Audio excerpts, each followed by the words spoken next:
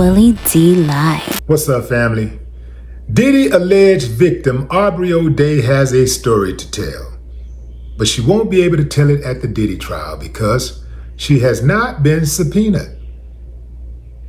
That's interesting because Aubrey was on social media acting like she was in New York to testify against Diddy. Yeah, she had made a post saying that she was in New York.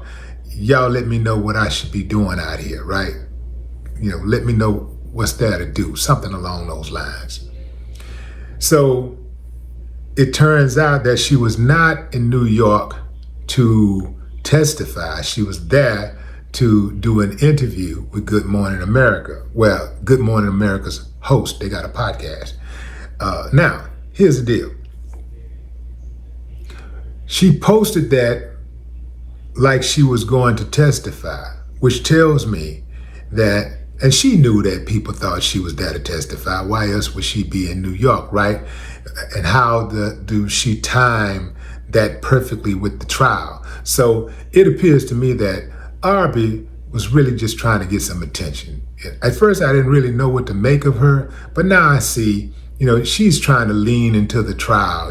She's trying to get in close proximity to the trial so she can get some attention. She wants people to hear what she got to say, perhaps come up, make a little money. I know since she found out Cassie got $30 million out of the deal, she want to get some of that money.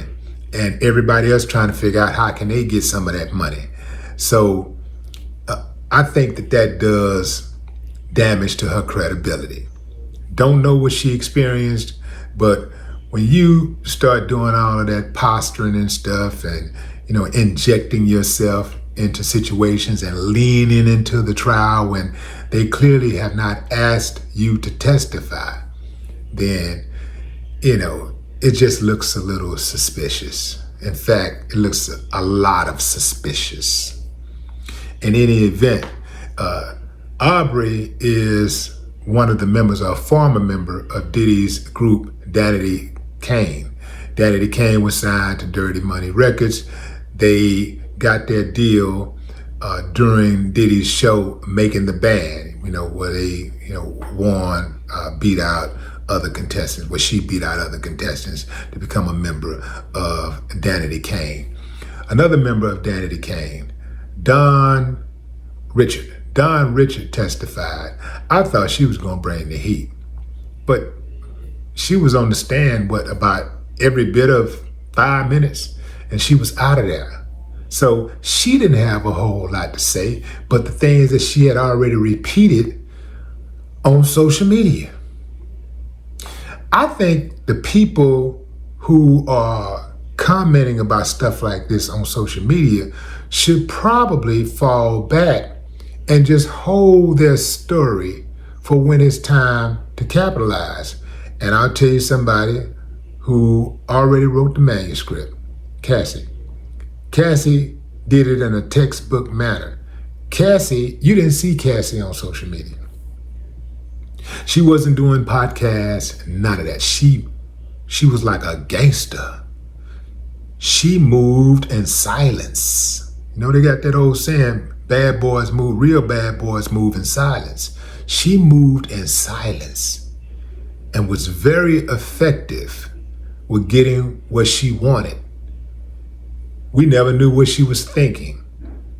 All of a sudden, all of those years, we never knew what was going on with her. We just knew that her and Diddy wasn't together anymore. Next thing you know, boom, lawsuit. I want $30 million. Write the check, or I'm going to the police. I'm gonna put it out and let the world see what type of monster you are.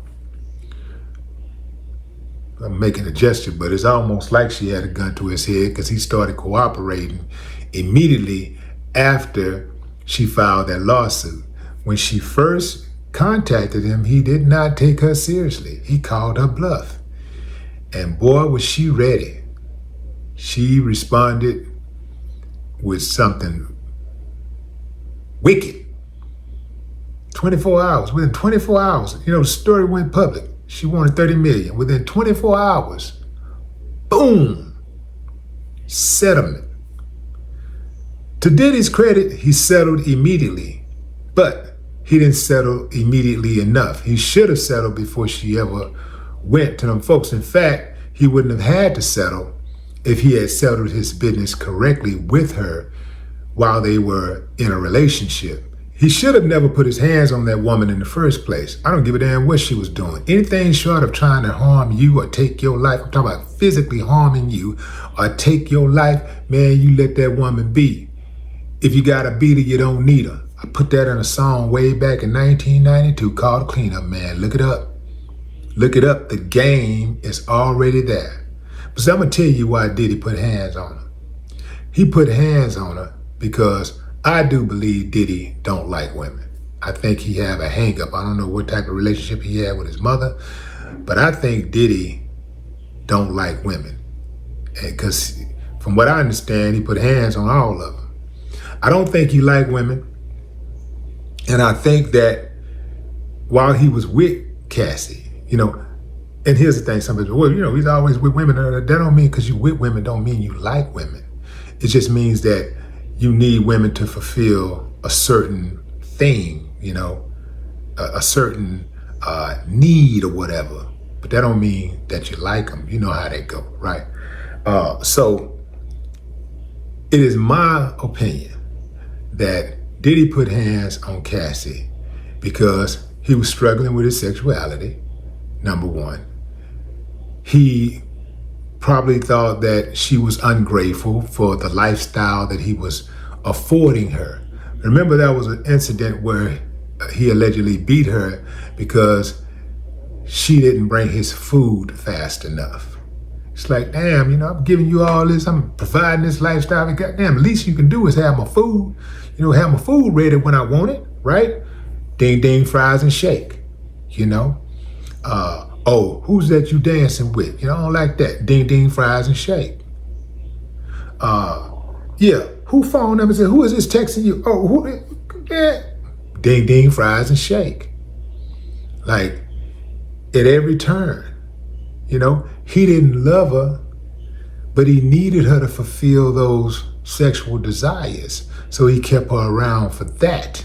Now, I do believe he did care about her as much as he knew what caring about somebody was, right? But I say the whole violence thing, it don't happen when you really love somebody. Because think about what I'm saying, fam. You don't hurt that which you love. When you love something, you take care of it. Like, for example, let's use an innate object, a car. When you love your car, you keep it clean. You don't want nobody leaning on it. It get a little scratch on it, you take it, get fixed. Just like that, right? Because you love your car. Now I make it actually a practice not to love objects. I love people, not things. But you're picking up what I'm putting down, right? If you love your, let's say you got a nice piece, a nice watch.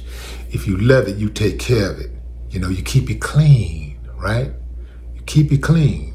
You make sure when you take it off, you tuck it away, where it can't get damaged, right?